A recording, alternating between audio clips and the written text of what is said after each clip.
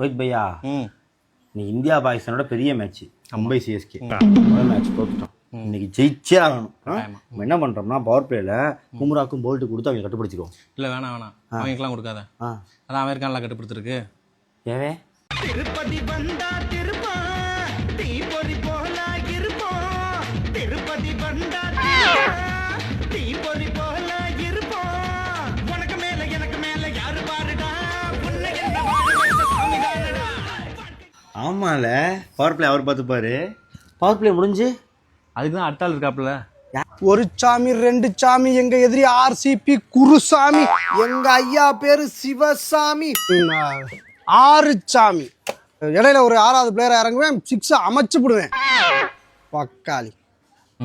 அதுக்கப்புறம் நான் போடுறேன் ஒரு எங்க சுவம் இருப்பாருங்க, அடி உங்களை பொழந்துருவார் போட்டு. ஒரு ரீசனபிள் ஸ்கோர் வேணாமா நம்மளும் சேஸ் பண்றதுக்கு. அடிக்கிட்டான் என்ன சொல்ற. அப்புறம் விஜய் சேகர் வருவாப்புல. விஜய் சங்கரும் ஜடேஜாவும் வந்து ஓரளவுக்கு நல்லா தான் ஆடுவாங்க. ஆமா.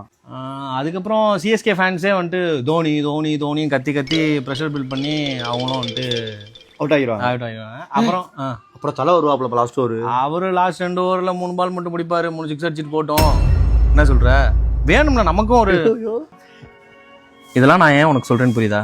புரியலையே. கடைசியில் நான் தான் ஓவர் போடுவேன்னு நிற்காது.